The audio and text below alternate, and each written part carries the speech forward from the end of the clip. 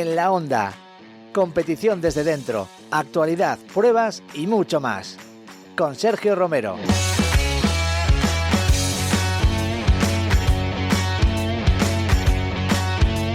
Muy buenas a todos y bienvenidos a un nuevo episodio de En la Honda. Hoy tenemos tres perspectivas completamente diferentes. Empezaremos con uno de los nombres propios de esta temporada en MotoGP, un piloto que ha llegado a la categoría reina demostrando que no le pesa la presión, que tiene velocidad y que cada fin de semana sigue dando pasos adelante dentro del LCR Honda. Hoy está con nosotros Diogo Moreira para hablar de cómo está viviendo su primer año en MotoGP, de la adaptación a una moto completamente diferente a lo que había pilotado hasta ahora, de su evolución durante la temporada y también de su historia, porque detrás del piloto que estamos viendo cada domingo hay un camino muy interesante que comenzó hace muchos años en Brasil y que merece la pena conocer. Después nos subiremos a una de las motos más esperadas de Honda, la nueva CB1000F, una moto que recupera una denominación histórica dentro de la marca, pero con una interpretación completamente actual. Una naked de 4 cilindros que mezcla diseño clásico, tecnología moderna y que va a llegar al corazón de los nostálgicos, aunque no es solo para ellos. Para descubrir cómo va realmente tendremos con nosotros a Javi Millán, compañero de Motornet, que acaba de probarla y nos contará si, más allá de la estética, estamos ante una moto con personalidad propia y capaz de convertirse en una referencia. Y terminaremos viajando hasta Japón, porque no todos los días se tiene la oportunidad de entrar en el corazón de Honda. Borja Arias de Todo Circuito y Berta Doria de Mujeres Moteras acaban de regresar de un viaje muy especial en el que han podido conocer de cerca cómo trabaja la marca desde dentro, visitar algunas de sus instalaciones más emblemáticas y descubrir esa forma tan particular que tienen los japoneses de entender la ingeniería. Así que poneos cómodos que arrancamos. Esto es lo que se siente en una MotoGP. Bueno, yo diría que sobre todo lo que acelera la moto es lo que más se nota, ¿no? Entonces ahí te das cuenta que lo que hay dentro de una MotoGP es lo más top que hay, ¿no? Al final la moto con los frenos de carbono se para en muchos menos metros y tienes que controlar mucho, ¿no? Con los frenos, porque si frenas fuerte te das la vuelta para adelante. Llega una naked con filosofía retro. Es una moto que llama mucho la atención, el faro redondo con el LED, el doble claxon justo debajo del faro, eso es, bueno, es un detalle pues eso, muy, muy nostálgico, ¿no? Y luego que solo lleve un escape y sobre todo el sonido que tiene la moto, me encantó porque ahí han trabajado mucho los ingenieros japoneses. Nos vamos a Japón. Es como si entrases en Parque Jurásico, que es la primera entrada, que está la oficina central de recepción, y luego atraviesas como una especie de montaña con un par de curvas y ya entras lo que es en el centro de desarrollo, lo que es los diferentes circuitos. Son 8 kilómetros cuadrados de instalaciones y van teniendo pues diferentes carreteras, asfaltos. Esto es En la Honda. Escúchanos en iVoox, Apple Podcast y Spotify. Suscríbete para no perderte ningún episodio. Desde Pit Lane. Bueno, pues hoy en el podcast de Honda España tenemos la suerte de contar con uno de los pilotos con más talento en MotoGP, el rookie Diogo Moreira, el piloto de Honda LCR. Hola Diogo, un placer tenerte en el podcast, ¿cómo estás? Hola a todos, bien. Aquí estamos en Alemania y nada, la última carrera antes del verano. Diogo, ¿tú pensabas que... Bueno, venías de ganar el Mundial de Moto2, eres rookie en MotoGP. ¿Pensabas que iba a ser así, llegar a MotoGP como está siendo? Pues la verdad es que no. O sea, al final yo creo que después de ganar el campeonato di yo un bajón, como me he relajado demasiado, creo yo, sobre todo esta pretemporada y al principio de este año. Y la verdad que me costó mucho los test, me costó mucho Tailandia, Austin, Brasil, y ahí me di cuenta yo mismo que me había relajado. Yo creo que es normal, al final después de ganar un campeonato, muchos nervios, mucho trabajo que hemos tenido durante el año pasado, pues me he relajado. Pero yo creo que a partir de eso hemos empezado a trabajar como toca, y yo creo que estamos haciendo pasitos, ¿no? Al final estamos en una buena línea de trabajo ahora mismo y creo que podemos seguir creciendo, ¿no? Al final yo creo que tenemos mucho aún que aprender. Diego, te subiste en la MotoGP en Valencia, ¿no? En la pretemporada, y me acuerdo que tus palabras fueron que habías alucinado de cómo iba esa moto. Cuéntanos tú que tienes reciente esa sensación de Moto 2, ¿no? Que todavía te has acostumbrado, pero no tanto. ¿Cómo es la diferencia para que la gente de casa se imagine cómo es pilotar una moto de casi 300 caballos? Bueno, al final yo me acuerdo que cuando la puse, hice la primera vuelta y la última curva cuando la puse recta en la recta de meta, digamos.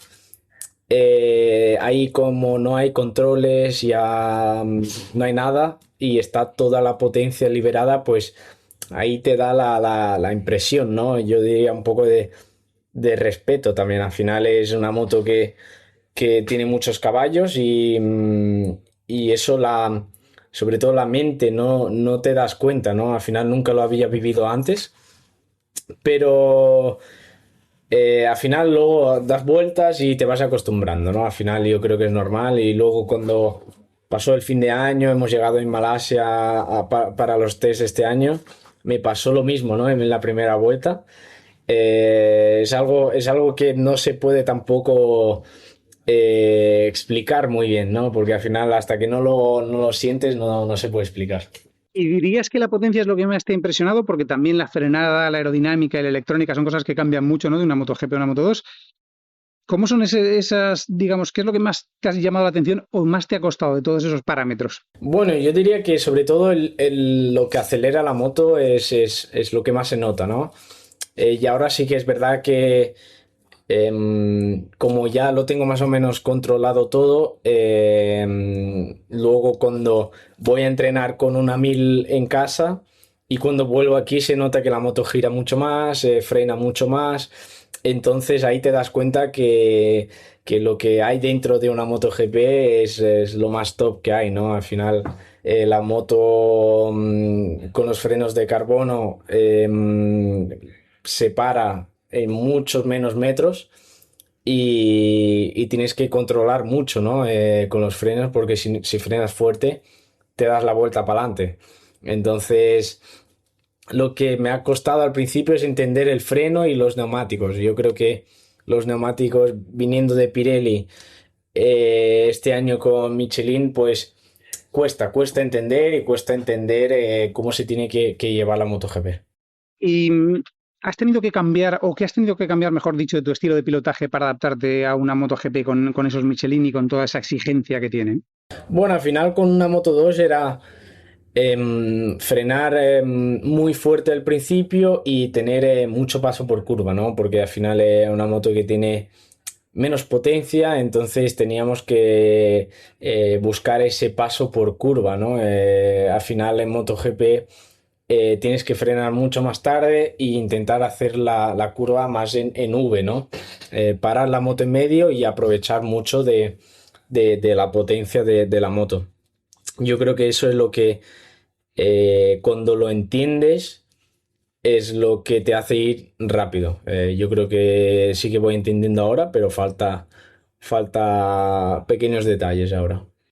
Pero yo creo que ya has pensado tú en la mente, puedo estar aquí con los pilotos punteros de MotoGP, porque te hemos visto en algunas carreras delante. Has adelantado a Marc en Mugello en un punto que luego ha habido incluso con él, ¿no? Que tienes buen rollo, ha habido coña sobre eso. ¿Cuándo has pensado que podías estar ya ahí delante y cómo te has sentido en una pelea incluso adelantando a Marc, que es amigo y me imagino que es también una inspiración para ti? A ver, al final yo creo que estoy en un nivel ahora mismo que sí puedo estar con los de adelante, pero no aguanto toda la carrera aún. Yo creo que tengo que aprender mucho. Me faltan muchas cosas por delante, pero sí que a una vuelta ya soy rápido. A Q2 ya casi siempre estamos. Y sobre todo las primeras 5 o 6 vueltas voy muy bien. Y creo que la sprint es ahora mismo el punto fuerte mío, ¿no? Yo creo que en las sprints lo puedo hacer muy bien. Y sí que nos falta durante la carrera larga. Son muchas vueltas, hay que entender mucho la goma, la gasolina. Y eso al final vendrá. Yo quiero ahora, sobre todo, acabar carreras, que yo creo que me da mucha más experiencia y sobre todo voy aprendiendo, ¿no? de la gente que hay en pista. Y bueno, al final es lo que dije antes, faltan detalles. ¿Y qué tal esa relación y ese pique con Marc ahí? Me imagino que de repente cuando le metes la moto a alguien como Marc, ¿no? tiene un toque especial, ¿o no? Sí, bueno, al final me acuerdo que salí muy bien y me veía ahí cuarto y digo, "Uf, voy a ir para adelante". O sea, al final es lo que dije antes, tengo que aprender de estos errores. Yo creo que fui me veía tan bien en las primeras vueltas que dije, voy para adelante, así puedo estar con ellos. Y sabía que me iba a ir para atrás. Tarde o temprano me iba a quedar porque al final iba gastando mucha goma. Entonces es normal, pero mola tener momentos así porque al final, sobre todo, yo creo que he aprendido mucho detrás de los mejores. Yo creo que tengo que hacer estas cosas ahora mismo. ¿Y qué tal en tu equipo, el Honda LCR? Porque son, me imagino, como una familia. Tienes a Johan Zarco también, que es un piloto con experiencia, que es un piloto que ha ganado carreras con Honda. Cuéntame cómo es la relación, o sea, cómo es el equipo y cómo es la relación con Johan, que también lo tuvimos en el podcast y yo creo que es alguien muy reflexivo, ¿no? Del que se puede aprender.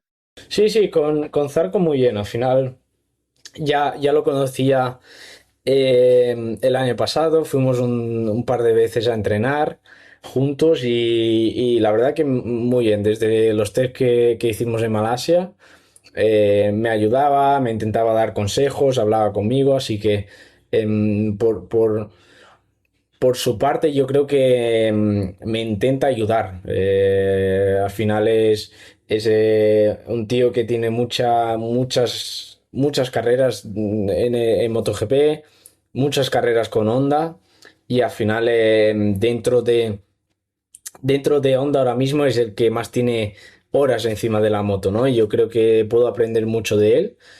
Y ahora mismo está lesionado. Estoy intentando aprender yo de otras formas. Pero al final con Zarco muy bien, me llevo muy bien y sobre todo es una gran persona. Y cuéntame la Honda que la hemos visto evolucionar mucho en estas dos últimas temporadas. Y tú, yo creo que al ser rookie, hay veces que no sabes dónde están los límites, ¿no? Y de repente hay momentos en los que eres la mejor Honda. O sea, ¿cómo ves tú la moto y qué evolución o qué crees que le hace falta para no estar ya por luchar por la victoria? A ver, claramente no está para... Ahora mismo no tenemos una moto para ganar. Yo creo que es así. Sí que habrá circuitos que se nos da mejor o peor. Como Breno, yo creo que se nos daba bien, estaba ahí delante yo. Y yo creo que en alguna carrera otra podemos hacer, bueno, pelear por algo, ¿no? Ahí delante. Pero yo creo que cada año están mejorando y espero que en el futuro, para el año que viene, hagan una moto buena que por lo que veo, tiene buena pinta. Y cuando tú estás en pista, tú cuando te fijas en Toprak, que es el otro rookie, aunque él está con Yamaha, digamos, y él viene de Superbikes, ¿te fijas en Toprak o te fijas en las otras Honda cuando haces un poquito de balance en dónde estás, ¿no? Porque a veces también te he visto ahí peleando detrás de las Honda del equipo oficial. Entonces, ¿cuál es tu objetivo, por decirlo de alguna manera? Aunque al final tú tienes que ir a lo tuyo, me imagino, pero ¿cuál es tu objetivo un poco? ¿A quién controlas? A ver, yo creo que el objetivo de este año mío es pelear por ser la primera Honda. Al final todos tenemos la misma moto, entonces ahí hace que el piloto haga la diferencia, ¿no? Y es el objetivo mío y yo creo que de toda mi parte del equipo, ¿no? Al final podemos compartir los datos y entender en qué dirección tenemos que ir. De momento no me fijo ni en Ducatis, ni en Aprilias, ni quién va primero, ni quién está en el podium. Yo creo que tenemos que ver durante el fin de dónde estamos y ahí intentar estudiar un poco para la carrera. Y bueno, yendo ahora un poco más hacia lo general, tú has sido el primer brasileño en conseguir el Mundial de Moto 2. ¿Sientes, me imagino que volver este año a correr en casa, que tú hacía tiempo que no corrías ahí, ¿no? Desde los 13, si no me equivoco, es un orgullo para ti, o sientes presión? ¿Cómo ha sido ese paso por Brasil del Mundial de MotoGP? Bueno, estuvo guay, ¿no? Al final muchos años sin estar en Brasil haciendo carreras. Sí que es verdad que voy cada año para estar con la familia y tal. Pero correr en Brasil ha sido muy, muy bonito, ¿no? Después de tantos años sin tener una carrera de MotoGP ahí, la gente estaba con muchas ganas, muy contentos. Yo también tenía muchas ganas de hacer una carrera, ¿no? Ahí en Brasil. Y creo que eso ayudará a que en un futuro podamos quizás ir más veces y a ver si sea una de las mejores carreras del año. ¿Y cómo recuerdas tus inicios y ese paso a Europa, ¿no? Que te tuviste que venir a España para empezar, digamos, tu carrera ya, que habías hecho un poco de off-road, habías hecho velocidad, pero que el salto lo diste aquí. ¿Cómo recuerdas ese cambio de venir de Brasil a España? Sí, a ver, el principio ha sido difícil, ¿no? Como todos. Yo creo que los primeros meses ha sido difícil, ¿no? Al final vine con mi padre y toda mi familia y amigos estaban en Brasil. Entonces, empezar todo de cero, pues es difícil, ¿no? No sabiendo, pues eso, el idioma, la comida, un poco la rutina, pero sí que después del primer año ya como que fuimos haciendo amigos, un poco la rutina del día a día. Y ahora si miro hacia atrás, pues veo que ha valido la pena. Yo creo que después de tanto esfuerzo ha valido la pena. Que seguro que ha valido la pena, Diego, todo el esfuerzo porque estás ahí en MotoGP demostrando el potencial que tiene. Muchas gracias por haber estado con nosotros y el año que viene no sé si te veremos ya en el equipo oficial o seguirás en el LCR y desde luego que donde estés, muchísima suerte y muchas gracias por haber estado con nosotros. Venga, gracias a ti.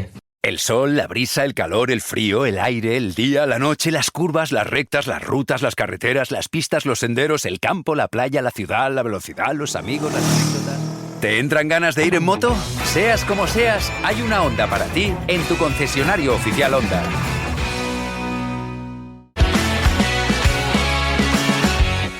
La prueba del mes. Javi Millán, bienvenido otra vez al podcast En la Onda, un placer tenerte, ¿cómo estás? Pues muy bien, Sergio, encantado de estar aquí una vez más con vosotros. ¿Cómo va la vida en motos.net? Porque aunque parece que esta temporada baja ya que empieza a aflojar, ha habido mucha actividad, ¿no? Hasta hace poquito. No hemos parado, ha sido un año bastante completo y condensado en cuanto a presentaciones y bueno, pues justo acabamos de regresar la semana pasada de Roma, o sea que sí, a tope, con ganas de coger vacaciones. Ya me imagino. Cuéntame precisamente de esa presentación en Roma de la Honda CB1000F, ¿no? ¿Cómo ha sido probar una moto con estética y detalles de los 80, pero con tecnología actual? ¿Cómo ha sido el evento y cómo ha sido la moto un poco así a más grandes rasgos? Pues resulta que fue un evento así un poco medio, no improvisado, porque la verdad es que era una presentación que había planeado Honda Italia, a la que Honda Europa pues dijo, ostras, pues podemos hacer un poco más de fuerza y traer a más periodistas de otros países y bueno, pues fuimos 3 seleccionados en los que tuvimos la oportunidad de ir a Roma y la verdad es que bueno, en estas épocas del año, pleno julio, la verdad que durillo en cuanto a condiciones climatológicas porque pasamos mucho calor. Sabes tú que ir en moto con 38-39 grados no es nada agradable y por mucho que te mojaras el pelo y te pusieras el chaleco refrigerante y todo, pues cuando estábamos parados fue bastante durillo y muchas ganas de probar la moto porque a mí este tipo de modelos de estética retro me encantan. Ya había probado en su momento la CB, la 1000R, cuando Honda se lanzó al tema de las neoclásicas un poco más deportivas, ¿no? Las Neosport Café que crearon y la verdad es que tenía ganas de probar esta motillo con la base de la Hornet que ya habíamos visto el año pasado, pero pues con un motor más enfocado a lo que es el rendimiento a bajas y medio régimen, ¿no? Una moto pues más utilizable para un usuario más tranquilo, digamos. Ahora me cuentas en detalle cómo ha cambiado ese motor. De hecho, tú estuviste con nosotros aquí hablando de la GB350S, que es una moto también muy retro, que te había encantado y recuerdo tu pasión ahí por las clásicas. Me imagino que esa estética en vivo será muy potente, ¿no? Y un poco nostálgica al mismo tiempo. ¿Cómo es ver la moto en directo? La moto tiene mucho empaque y tiene muchos guiños a las motos de los años 80. De hecho, estuvo Freddy Spencer con nosotros Y bueno, pues comentando un poco la moto, le recuerda mucho a su moto con la que ganó en el AMA muchos campeonatos, ¿no? Ahí en Norteamérica. Es una moto que llama mucho la atención, el faro redondo con el doble claxon justo debajo del faro, eso es... Bueno, es un detalle, pues eso, muy, muy nostálgico, ¿no? Y luego que solo lleve un escape y sobre todo el sonido que tiene la moto, me encantó porque ahí han trabajado mucho los ingenieros japoneses. Y yendo un poquito hacia atrás, antes de entrar en detalle en ese sonido que también lo has comentado tú en el vídeo, las siglas ECB son clásicas de Honda. Cuéntanos más o menos en qué se ha inspirado esta última moto de la saga. Bueno, Digamos, sobre todo en las motos de finales de los 60, principios de los 70, aquellas primeras CB750 la CB900F, que precisamente fueron las últimas así con esa estética con las que ganaron, pues eso, Freddie Spencer y otros pilotos. Y bueno, es un estilo muy, muy, muy retro que se ha plasmado en una moto del siglo XXI. Evidentemente, la base mecánica es mucho más moderna, el chasis más moderno, pero tiene ese toque retro que cuando te subes en ella, pues dices, oye, parece una moto de los años 80 de verdad. O sea, lo han plasmado muy, muy, muy bien. Pero a nivel de ergonomía entiendo que se parece bastante a lo mejor a la Hornet, ¿no? A la CB1000 Hornet.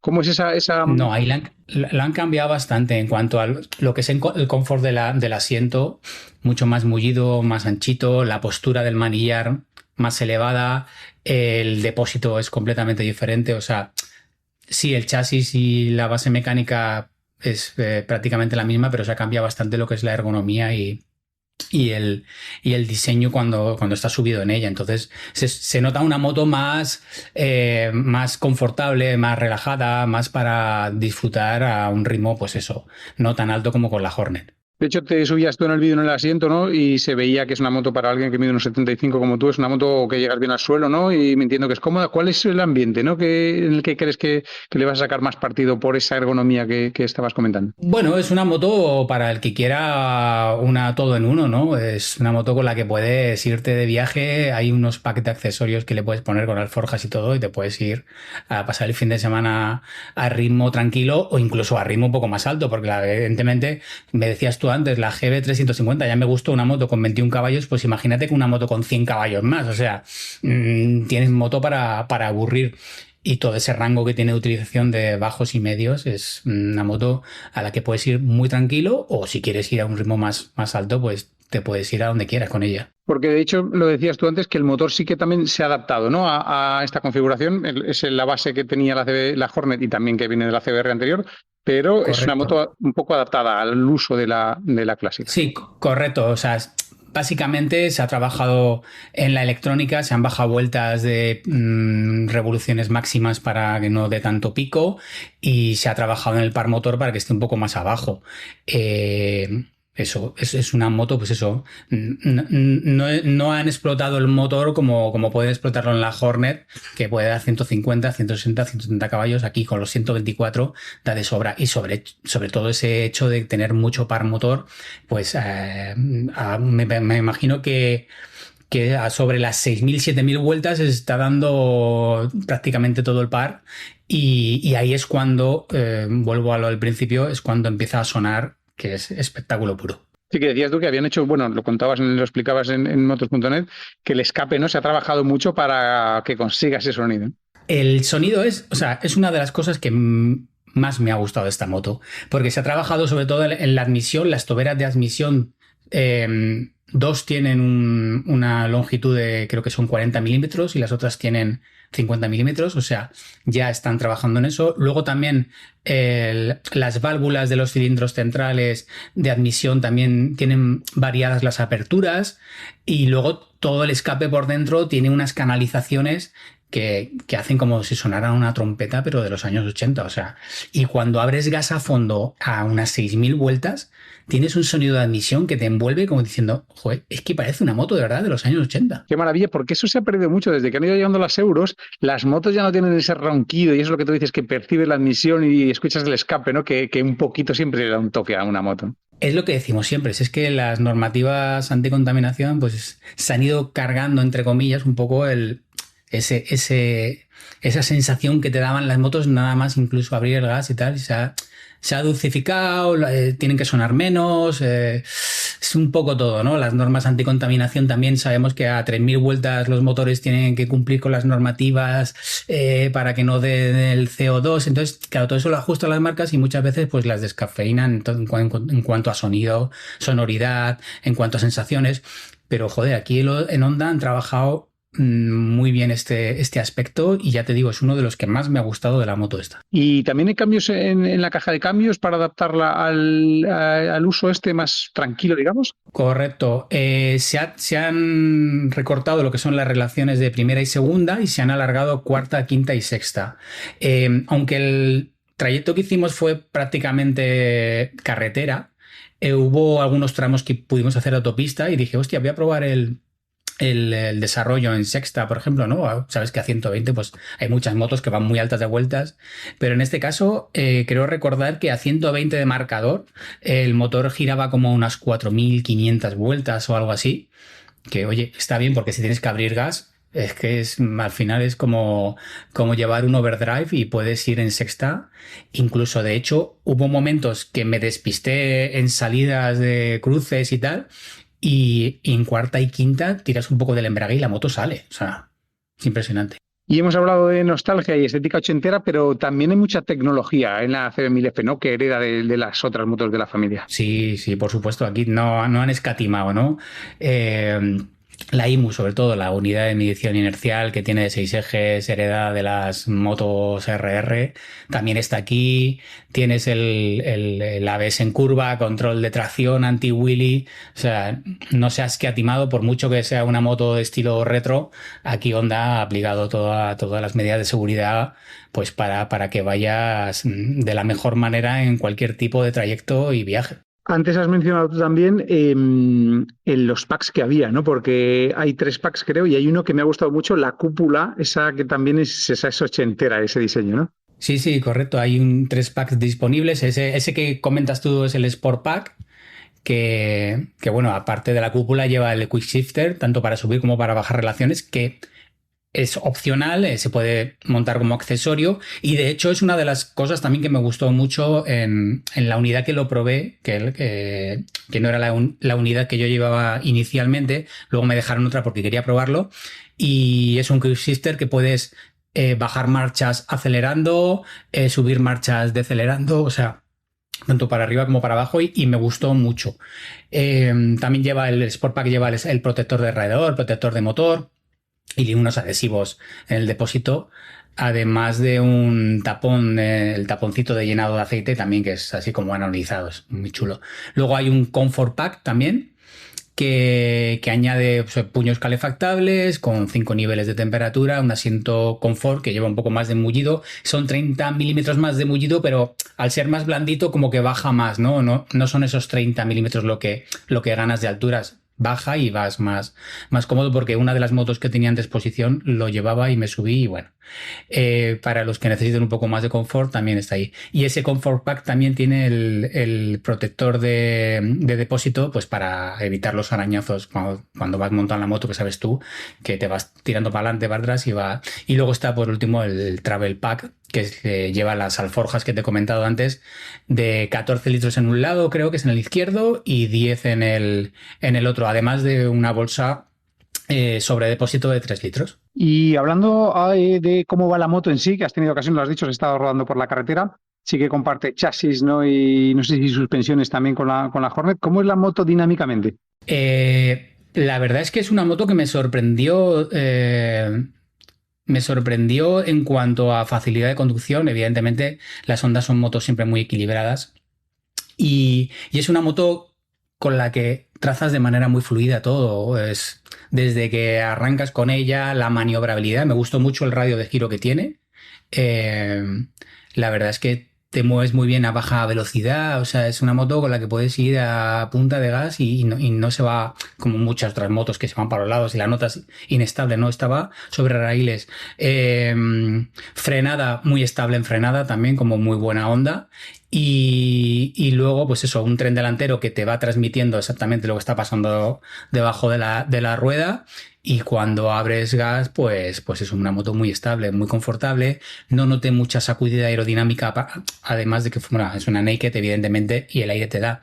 Pero no noté muchas sacudidas en el casco, como otras motos también que vas notando el aire en el pecho. No pude probar la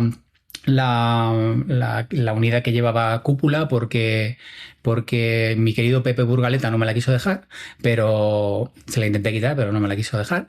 Y en ese sentido, pues eso, ya te digo, es una moto muy confortable, pero que si quieres ir a un ritmo un poco más vivo, pues te lo permite.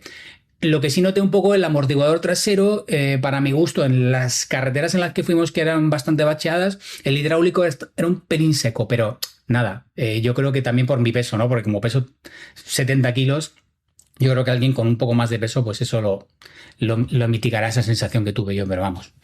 Por lo demás, es una moto, pues eso, una auténtica Honda. Y tú y yo somos ligeros, ahí pesamos, rondamos ese peso, así que hacemos trabajar las motos de otra manera. Y antes has mencionado a Freddy Spencer. ¿Y qué tal? ¿Estuvo con vosotros? ¿Qué tal fue estar con Freddy? No sé si tuvisteis ocasión de rodar con él, ¿no? Sí, estuvimos rodando con él durante toda la jornada. Él estaba, bueno, pues se iba poniendo detrás del guía o a medio grupo y nos iba adelantando, nos iba indicando, tal. Es un personaje bastante peculiar. Contaba muchas historias de las carreras, de cuando desarrollaba las motos, de todo. Y la verdad que estuvo muy bien tenerle ahí al lado, ¿no? Porque, hostia, dices, joder, es que llevo detrás a una leyenda del motociclismo y no me está metiendo rueda, o sea, que voy bien, voy a su ritmo. O sea, Qué bueno. empiezas a creer ahí tu película, ¿no? De como si estuvieras compitiendo contra él. Pero sí, un personaje muy peculiar, mucha experiencia, evidentemente, hostia, y el que te diga que la moto va, que le encanta, pues también, hostia, dices, joder, pues es que es una buena referencia, ¿no? Va a estar por un precio, ¿no?, razonable para una moto de estas características. Lo que no sé es cuándo llega. ¿Cuándo os han dicho ya en qué fecha estará? Sí, justo cuando nos volvíamos de la presentación ya nos confirmaron, estaban pendientes de si era septiembre o octubre. Al final llegará el mercado español en octubre de este año 2026 y el precio de partida pues serán 13.000 euros. Si añadimos todos los packs, pues me parece que estuvimos haciendo un cálculo y con todos los packs son unos 2.000 euros más.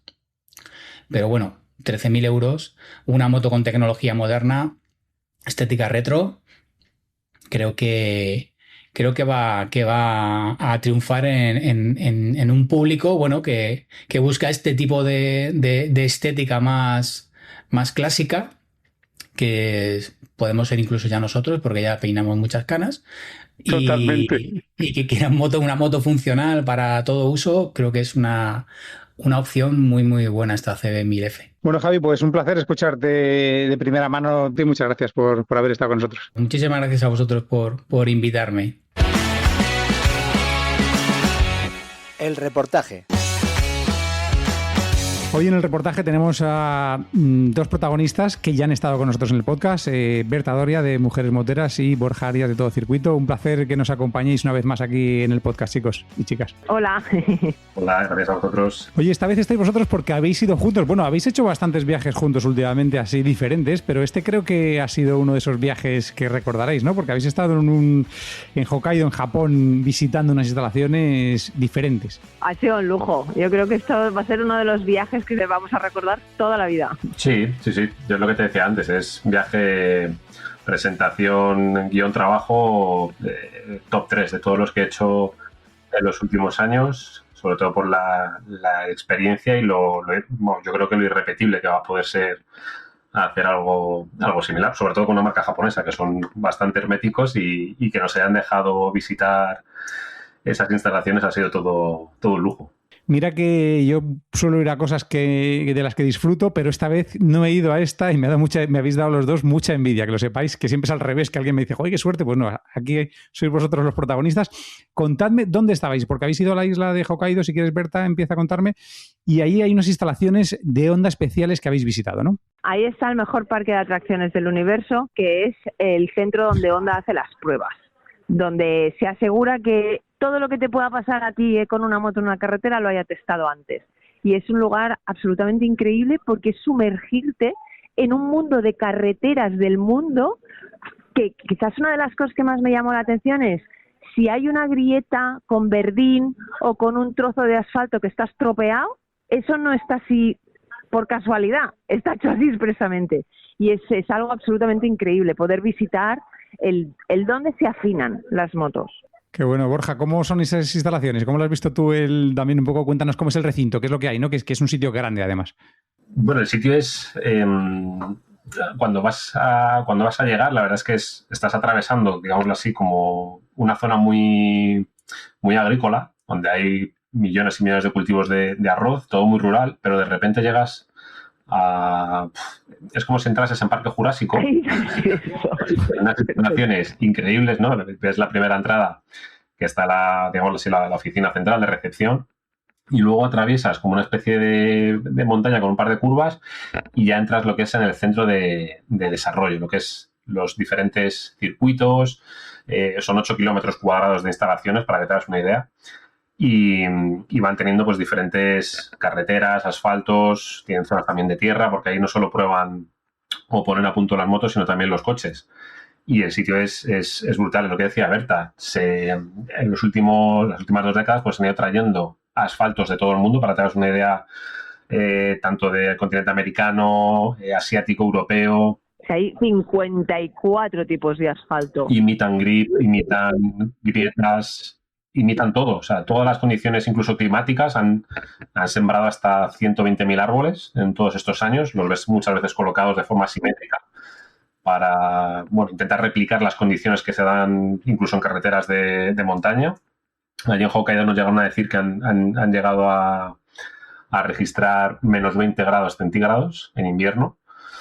De hecho, en las pruebas que hemos subido, un chico nos preguntaba, ¿y las de verano el calor cómo lo replican? De hecho, pues en verano, ¿no? Ahora, por ejemplo, tienen ola de calor, tienen 30 y tantos grados, pues como están desarrollando las motos durante 2 o 3 años, pues replican todas las condiciones habidas y por haber, pero el sitio es espectacular. Yo, desde luego, no había visto nada similar. Mira que he estado en otros complejos de desarrollo, pero lo de este sitio es increíble.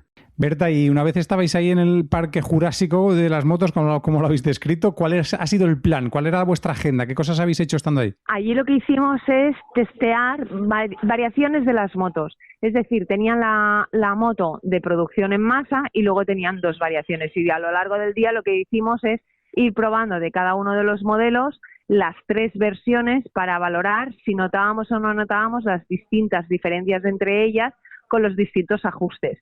Fue un día bastante curioso porque además de rodar, también el tiempo fue como cambiante. Ahora llueve, ahora no llueve, y era como, bueno, pues eso es un día de pruebas de la gente que está trabajando aquí. Y pasamos el día sin parar de rodar.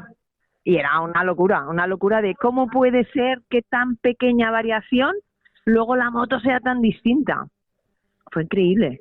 Qué bueno, esa sensación es chula, tener al ingeniero, ¿no? Que te espere ahí tus comentarios. Bueno, a mí personalmente, que no soy quizás la más técnica o la más profesional de todos, que un ingeniero esté pendiente de lo que yo voy a decir, a mí me rompe la cabeza. Digo, porque, o sea, ¿quién soy yo para decirte a ti que eres un ingeniero, que no solo tienes los estudios de ingeniería, sino que además estás trabajando en Honda, que no es la fábrica de mi primo, ¿sabes? Honda es el mayor fabricante de motos del mundo, con lo cual para nosotros es como un honor y un orgullo el decir, bueno, pues a este señor parece que sí que le interesa las sensaciones que yo tenga sobre las distintas variaciones de las motos. Borja, ¿cómo has visto toda esa faceta también de que te estén esperando? Porque luego es difícil a veces quizá decirle a un japonés algo que se salga del guión, o ¿cómo ha funcionado ahí vuestra relación con ellos? Que estaban muy pendientes, me imagino. Sí, bueno, al final cada moto que probamos, pues estuvimos probando hicimos esos test que dice Berta con la GT, la nueva CB1000 GT, con la Hornet y con la F, y también con la WN7, con la eléctrica. Cada uno de los 4 modelos, pues tenía sus propios ingenieros de desarrollo que han participado en esa puesta a punto. Y la verdad es que cuando llegas a hacer las pruebas, sales con uno de los ingenieros tester y vuelves y hablas con ellos, ¿no? Les explicas, podías elegir o que no te explicasen los cambios que habían hecho las motos o saberlos. Yo, por ejemplo, en en la Hornet al principio y en la WN7 no quería saber más o menos lo que se había hecho, sobre todo en la WN7, porque llama la atención, como dice Berta, que con cambios específicos o algunos más incluso sutiles, sí que se notaba la diferencia de una forma bastante clara. Imagino que al final a nosotros nos han mostrado los cambios más perceptibles, pero bueno, entiendo que ellos en 2-3 años de desarrollo que se lleva a cabo, pues ejecutan muchos más cambios y muchas más posibilidades y variaciones de los chasis o de los cambios que se hacen. Pero tener ahí al ingeniero, explicarle tus sensaciones, que él te diga el porqué y cómo se ha hecho, la verdad es que es muy gratificante. Mola mucho porque luego nosotros cuando probamos las motos no probamos el producto final, lo que se va a conducir, la moto que se va a comprar el cliente, pero poder probar otras variaciones u otras opciones, pues la verdad es que te hace entender incluso muchas más cosas de las motos cuando salen a la venta. Berta, ¿y habéis visto un poco el proceso que hacen ellos o cómo es su modus operandi a la hora de probar la moto? Porque vosotros habéis hecho de ellos, pero ¿habéis visto ellos cómo lo hacían? No, pero sí que nos han contado que ellos cuando reciben la fabricación del producto se dedican a dar vueltas y a ir probando y cómo ellos van acabando de desarrollar el producto. De hecho, yo les pregunté que cuándo hasta el fin, o sea, en qué momento deciden que ya está, porque por perfeccionar podemos perfeccionar hasta el infinito. Y la respuesta fue como muy graciosa, me dijeron, pues no lo sabes. O sea, simplemente llega un momento que dices, vale, ya. Creemos que tenemos un equilibrio, podríamos continuar, pero ahora con este equilibrio ya va bien para que la moto sea realmente una Honda, que esa era la clave, ¿no? Que la moto se sienta como una Honda, porque parece una broma, pero las Honda tienen como un feeling muy concreto y muy especial que no tienen otras marcas. Y ese al final era la explicación de lo que hacen ahí, que es testar y ahora pruebo esto y ahora creo que si hago aquello, pues voy a obtener este resultado. Y nosotros lo único que hicimos es pues ponerle voz a algo que ellos llevan haciendo muchos años y que hasta ahora pues no había habido la suerte de poderlo comunicar tal cual. Claro, ellos llegan o sea, en Kumamoto, que es la fábrica central, en Tokio, ahí se desarrolla la moto, los primeros bocetos, las primeras unidades de prueba, ahí tienen también un centro de desarrollo. Pero lo que dice Berta, justo esa parte final, esa última puesta a punto, buscando ese equilibrio, que sea la moto más usable para todo el tipo de usuario, se hace en Takasu. O sea, esas pruebas se llevan a cabo ahí. O sea, todo el desarrollo de la moto de esos 2-3 años no solo es ahí en Takasu, también se hace sobre todo la parte inicial en Kumamoto, pero ahí, digamos así, se pone la guinda al pastel. Y ahora los dos que habéis visto un poco cómo se trabaja en ese ajuste fino de la moto, ¿no? ¿Dónde creéis que está el secreto de lo que habéis dicho, de que las Hondas se sientan como Honda siempre, ¿no? Que son unas motos que tienen, digamos, un equilibrio y una continuidad. O sea, ¿hay algo que habéis visto allí que digáis, ahora entiendo, ¿no? Que lo que recibimos aquí tiene esta, digamos, este feeling? Yo creo que ellos, la clave está en que tienen muy claro cómo se tiene que sentir al final una Honda. Ellos saben que debe ser una moto que sea prácticamente usable por todo el mundo, que sea fácil para el que necesita una moto que sea fácil, pero que haya un punto en el que si a la moto le exiges de verdad, también te responda.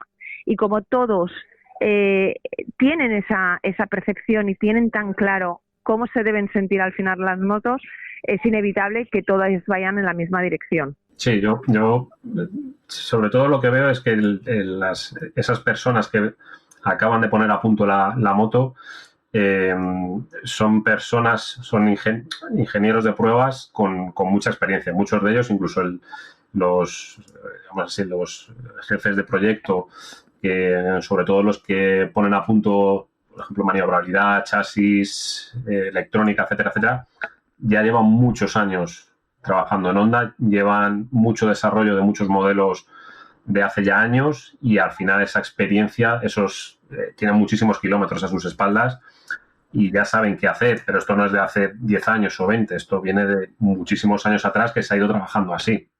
Entonces, al final, esa experiencia y ese conocimiento se va heredando, digámoslo así, dentro de la propia marca y son ellos mismos cuando empiezan cuando empiezan con 20 años, que incluso a lo mejor, también nos lo decían, a lo mejor cuando empiezan a trabajar no son ni siquiera ingenieros, pero se están desarrollando ahí y acaban sabiendo con la titulación de ingeniero, se han desarrollado en Honda, siguen trabajando en Honda.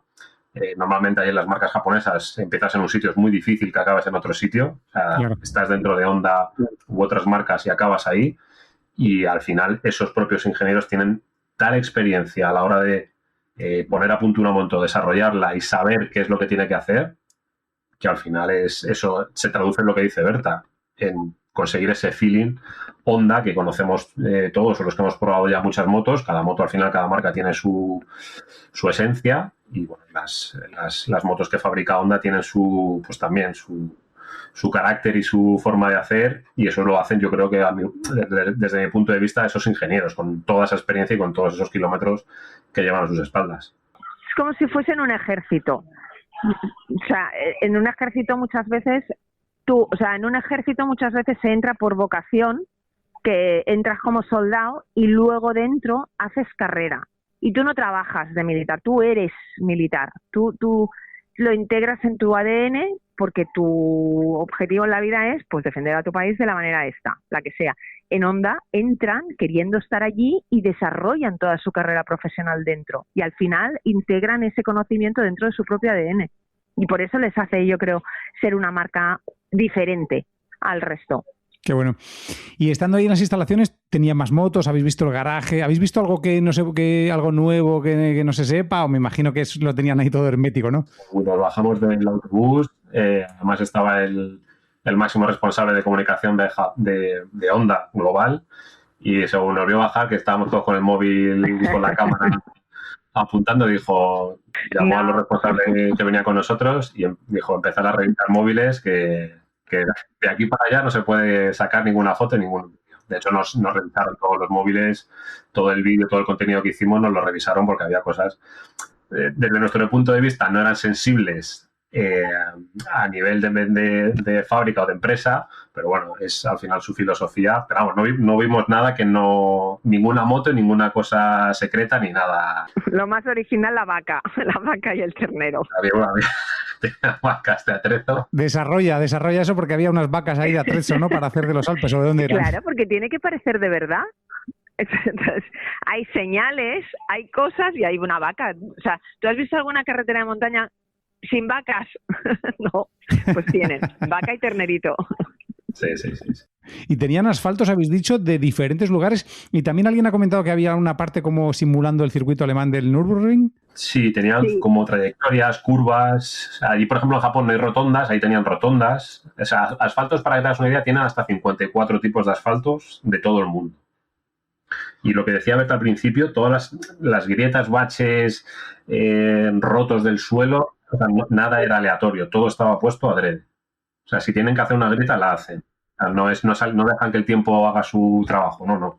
Ellos hacen las grietas, ellos hacen los baches, hacen los rotos o el salto de asfalto que se quita, bordes con más verdecillo que deslice, cambio de asfalto de repente de un lado a otro, curvas como si fuese Nürburgring, pero muchas zonas nosotros hicimos dos trazados, pero había muchos más al otro lado, pero ahí no nos dejaron ir. O sea que cuidan lo descuidado, ¿no? Aunque parece que está descuidado, está cuidado para que esté así. Sí, eso es. Está hecho expresamente. Aquí que nos quejamos, vaya carreteras chusqueras tenemos que no hay por dónde cogerlas. Pues allí las fabrican expresamente así.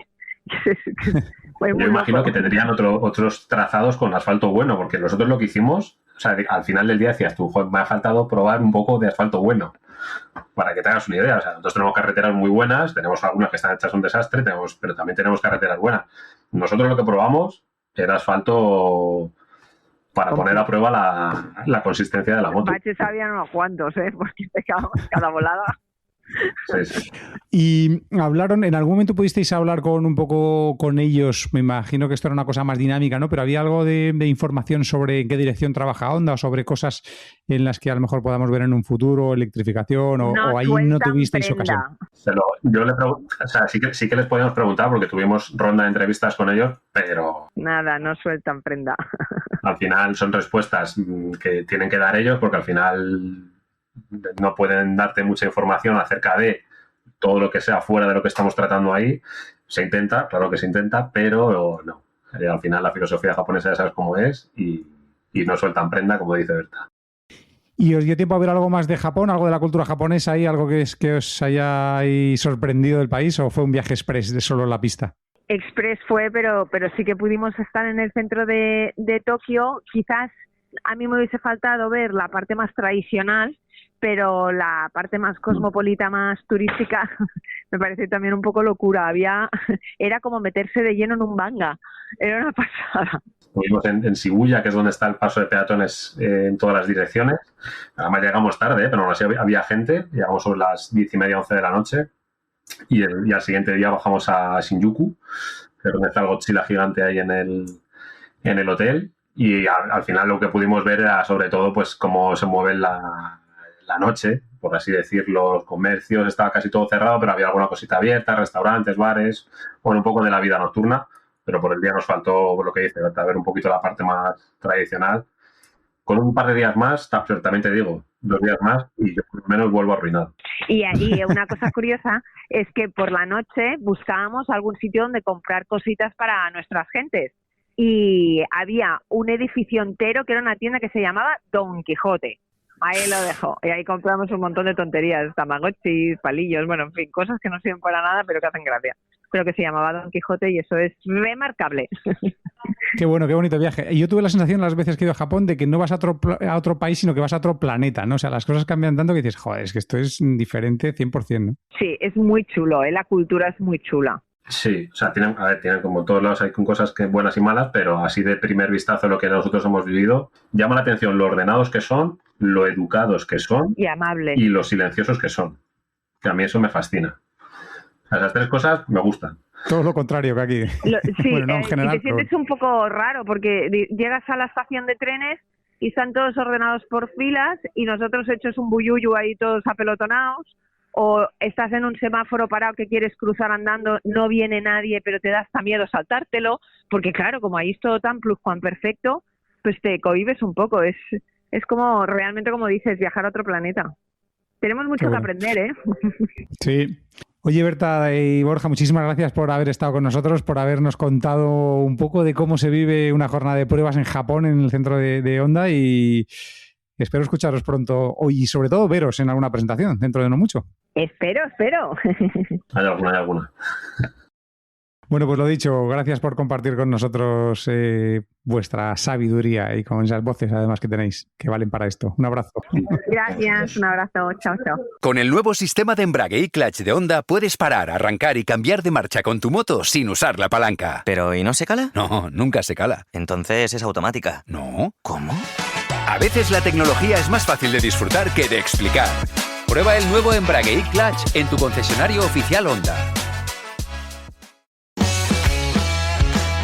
Y hasta aquí llega este nuevo episodio de En la Onda. Hoy hemos conocido un poco mejor a uno de los pilotos llamados a marcar el futuro de MotoGP. Diogo Moreira nos ha contado cómo está viviendo una temporada llena de aprendizaje, cómo ha sido el salto a la categoría reina y qué hay detrás de ese pilotaje tan espectacular que ya le ha convertido en una de las grandes revelaciones del campeonato. De hecho, cuando corría Moto3 fue capaz de ganar carreras del Mundial de Supermoto, algo que dice mucho de su talento y capacidad de adaptarse.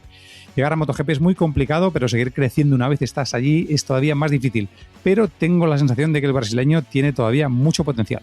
También hemos descubierto cómo es la nueva Honda CB1000F junto a Javi Millán, una moto que recupera un nombre con mucha historia dentro de la marca, pero que no vive del pasado. Honda ha querido reinterpretar el concepto de una gran naked de 4 cilindros buscando el equilibrio, la facilidad de conducción y ese carácter que siempre ha definido a las motos de nombre CB y de apellido F.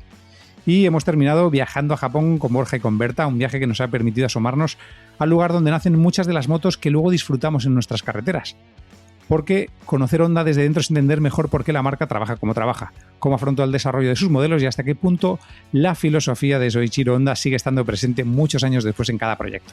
Así que gracias una vez más por estar al otro lado, gracias por acompañarnos en este viaje mensual de motos, tecnología, competición e historias de personas que viven este mundo con la misma pasión que nosotros. Y como siempre, disfrutad de la carretera, del circuito o del off-road, pero siempre bien equipados. Nos vemos a la vuelta del verano.